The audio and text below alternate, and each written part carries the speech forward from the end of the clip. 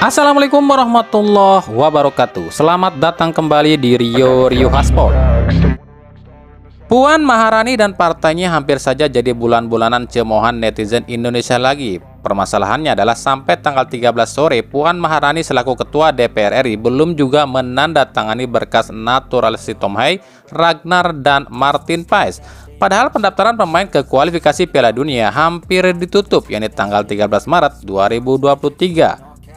Dengan kenyataan berkas 3 orang ini belum ditandatangani oleh Ketua DPR, PSSI akhirnya meminta bantuan pada FIFA agar batas pendaftaran pemain untuk kualifikasi Piala Dunia ditambah jadi tanggal 14 Maret agar 3 pemain ini masih bisa ikut didaftarkan. Untungnya FIFA ini mengikuti kalender di Swiss. Jadi kalau di Swiss itu hari Rabu, berarti di Indonesia sudah hari Kamis. Yang artinya jika di Swiss masuk tanggal 13, di Indonesia sudah tanggal 14. Yang artinya sebelum jam 12 siang hari Kamis ini, 3 pemain ini masih bisa didaftarkan. Akhirnya Rabu malam pukul 00.00 waktu Indonesia Barat, Puan Maharani menandatangani berkas 3 pemain ini dan sah 3 pemain ini bisa disumpah jadi WNI. PSSI sendiri mengucapkan terima kasih pada Puan Maharani, tapi tidak buat netizen. Netizen menuding Puan Maharani sengaja menunda tanda tangan 3 pemain ini sebab hari Rabu sore Puan ini sudah di Indonesia loh, dan terlihat lagi nyari takjil buat berbuka puasa. Makanya banyak yang berkomentar kayak gini, lah dia malah nyantai nyari takjil, tanda tangan dulu woi. Para netizen menganggap Puan ini sengaja menunda-nunda tanda tangan 3 pemain ini sebab ada indikasi balas dendam atas kekalahan paslon 3 oleh supporter Indonesia. Makanya dibikinlah trik menunda-nunda tanda tangan pas jam 12 malam. Tujuannya apa? Tujuannya seperti ini. Tuh udah saya tanda tanganin, tapi percuma juga kan, udah lewat tanggal 13 gitu pikirnya kali ya.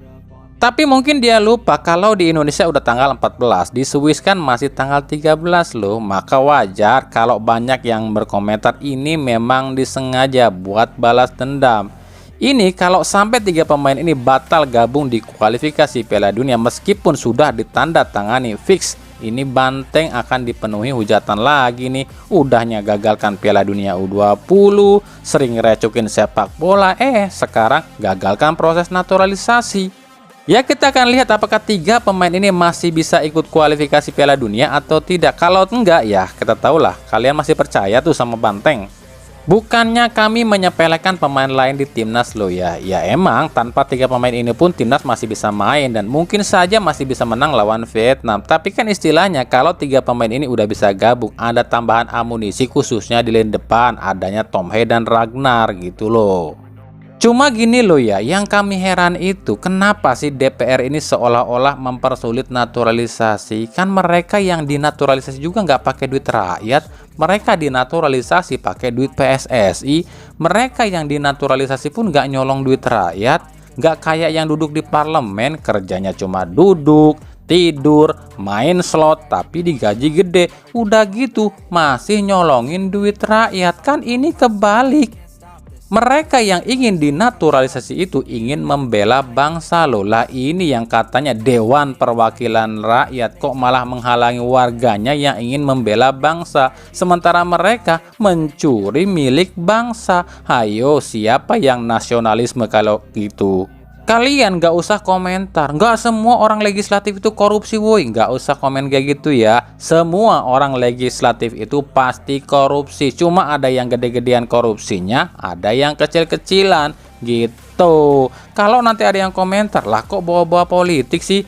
Kah, berarti nggak ngerti nih orang. Kami nggak bawa politik loh ya, kami ngomongin naturalisasi. Ya salah sendiri kenapa naturalisasi itu bersangkutan dengan DPR, jadinya kami bawa-bawa. Coba kalau naturalisasi itu tanpa harus melalui DPR, kan kami nggak bawa-bawa politik gitu, ngerti ya?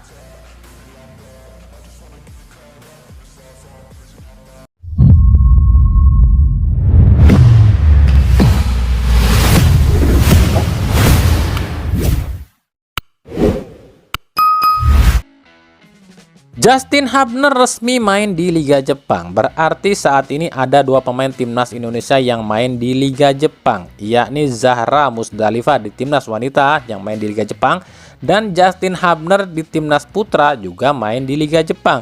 Uniknya, tahukah kalian dua pemain ini sama-sama main di satu klub, yakni Cerezo Osaka.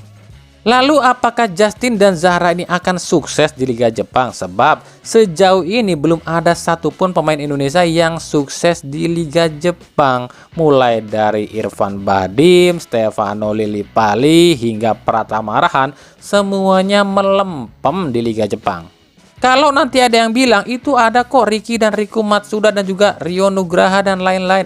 Ingat, mereka keturunan Jepang lo ya, bukan orang Indo asli ataupun keturunan dari negara lain, tapi ada darah Jepangnya.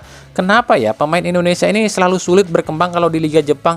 Apakah lantaran Jepang pernah menjajah Indonesia, terus Jepang ditaklukkan oleh Indonesia gitu? Gimana menurut kalian?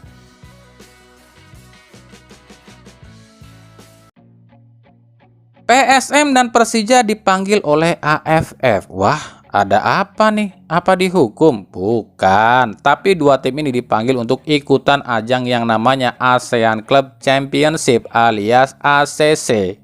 Buat yang belum ngerti ACC ini apa, kita jelasin dikit aja ya. ASEAN Club Championship ini adalah ajang turnamen klub-klub ASEAN atau istilahnya Liga Championnya ASEAN yang digagas oleh AFF. Ajang ini pertama kali digagas di tahun 2003 silam. Waktu itu pesertanya 12 peserta yang diambil dari 11 negara ASEAN dan satu dari tim AFC. Di tahun 2005 ajang ini sempat di stop sebab dianggap nggak ada gunanya karena memang cuma dapetin hadiah dan trofi aja. Nggak ada kelanjutannya, beda dengan ACL yang juara itu masih bisa ikutan ACL lagi dan bisa ikutan FIFA World Cup.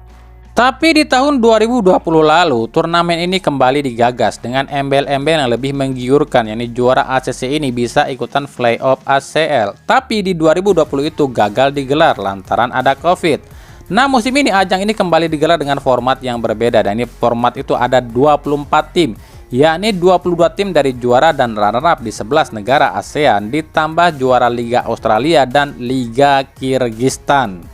Nah, kenapa juara ACC ini katanya bisa ikutan playoff ACL? Sebab ACL musim depan itu kan ada 3 bagian atau 3 format ya, yakni AFC Challenge League, AFC Champions League 2, dan AFC Elite League. Yang kami pun belum ngerti 100% siapa aja sih yang bisa ikutan di 3 kompetisi ini. Jadi intinya gini deh, harapan atau keinginan AFF kembali menggelar turnamen ACC ini agar tim-tim yang musim lalu juara di liganya tapi musim ini gagal juara akan masih bisa ikut ajang ACL. Tapi kan pertanyaannya gini deh, bagaimana jika musim lalu juara terus musim ini juara lagi kayak JDT gitu? Kan otomatis JDT udah ikutan ACL dong. Kalau JDT juara ACC kan jadinya percuma. Entahlah, kami pun nggak ngerti hingga saat ini kalau soal ini ya. Dari PSIS, hingga saat ini belum ada yang tahu sebenarnya berapa sih umur dari Paulo Gali. Di Transfermarkt tak tertulis berapa usia Gali, meskipun dia bilang umurnya ini baru 19 tahun alias kelahiran 2004. Tapi tahukah kalian apa yang dilakukan Gali ini kalau di negara Kamerun sana udah diselidiki loh? Contohnya aja pemain Victoria United, Wilfred Nathan Daulah, diskor selama 2 tahun gara-gara pencurian usia dan pemalsuan dokumen kelahiran. Jadi di Transfermarkt dia ini tertulis lahir tahun 2006 alias 17 tahun. Tapi Federasi Kamerun nggak percaya ya, masa umur 17 tahun kok mukanya udah kayak begini.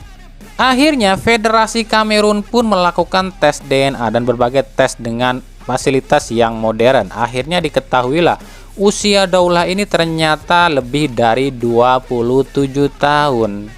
Pertanyaannya adalah, di Indonesia alat seperti itu atau cara seperti itu ada nggak ya? Ada atau emang nggak mau ngetesnya nih?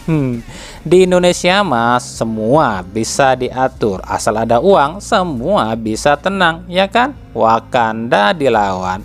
Nah, Menurut kalian nih, kira-kira Paulo Gali ini umurnya berapa ya?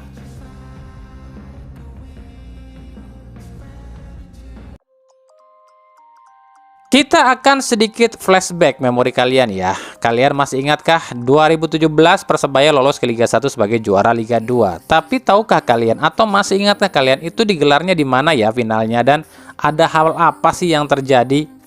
2017 final Liga 2 itu mempertemukan antara Persebaya kontra PSMS Medan, dan kala itu digelarnya di Stadion GBLA Bandung. Dan tahukah kalian, waktu itu PSMS Medan itu kalah mental sebab penonton yang datang itu biru dan hijau. Tapi hijau itu bukan hijau PSMS loh, tapi bonek dan Viking yang bahu-membahu agar Persebaya juara 2017. Dan tahukah kalian, salah satu pemain yang jadi saksi kekompakan bonek dan Viking waktu itu adalah Rahmat Irianto, yang kini justru menjadi pemain Persib Bandung. Saat itu Rian masih atau baru menjalani debutnya di Persebaya. Nah, berhubungan dengan bonek dan Viking, musim ini yakni musim 2023-2024, Persebaya nampaknya akan sulit tembus 4 besar. Kesalahan utama Persebaya tentu ada di manajemen yang terlalu percaya pada Aji Santoso. Lalu ketika Aji Santoso dilengsarkan, penggantinya pun tak sesuai harapan para bonek. Sebab usai Aji dipecat, para bonek ini mintanya Paul Munster yang didatangkan. Tapi manajemen Persebaya justru mendatangkan Pep Gombau. Musim ini kan tersisa 6 laga nih, dan para bonek sih sebenarnya udah pasrah kalau misalnya Persebaya ini nggak bisa lagi raih 4 besar. Tapi ada 3 hal loh yang para bonek minta. Yang pertama, para bonek ini meminta Persebaya tak terdegradasi. Yang kedua, para bonek ini meminta dukung full Persib jadi juara Liga 1. Sebab menurut bonek, dari 4 tim saat ini di papan atas, tak peduli siapapun bisa atau boleh jadi juara, asal jangan tim Oren Kalimantan Timur. Nah ini ya tulisannya, dan utamanya itu harusnya Persib yang jadi juara, itu menurut para bonek. Yang ketiga, para bonek ini mengingatkan, jika ada kabar atau berita bonek dan Viking ini ribut, hati-hati, itu bukan bonek atau Viking asli, tapi orang-orang bayaran yang mengaku-ngaku saja sebagai bonek dan Viking. Sebab sejatinya bonek dan Viking itu susah sama-sama, senang pun sama-sama, dan gak mungkin akan pernah ribut. Makanya nanti jangan heran kalau misalnya Persib main di Jawa Timur di akhir-akhir kompetisi ini, dan misalnya Persib ini dilarang dihadiri penonton, dan tetap ada penonton tapi penontonnya itu berwarna hijau, itu artinya para bonek yang memang sengaja datang untuk mendukung Persib untuk jadi juara. Nah ini salah satu artikelnya ya. Lalu bagaimana dengan Persibnya sendiri? Yakin nggak bisa juara? Boyan Hodak sih tetap optimis ya Persib ini akan juara, tapi ada 3 hal yang menurut Hodak ini bisa menggagalkan Persib jadi juara. Yang pertama, kesombongan atau overconfident. Jadi jika ada pemain Persib yang terlalu pede sehingga meremehkan tim lain, maka ini akan jadi penyebab atau penyakit bagi Persib. Faktor yang kedua adalah kelengahan dan tak fokus. Ya di sini otomatis urusannya dengan instruksi pelatih. Jadi jika ada pemain Persib yang membangkang instruksi pelatih, maka buyar sudah harapan Persib untuk jadi juara. Dan yang ketiga adalah kecurangan. Inilah faktor utama menurut Hodak yang bisa menggagalkan Persib jadi juara. Sebab faktor kecurangan ini di luar kendali pelatih maupun pemain. Maka menurut Hodak, meskipun sudah sedisiplin apapun para pemain, tapi jika terus dicurangi maka ini akan sia-sia. Tapi kan di Champions Series ada VAR. VAR itu nggak menjamin, sebab keputusan utama ada di tangan wasit.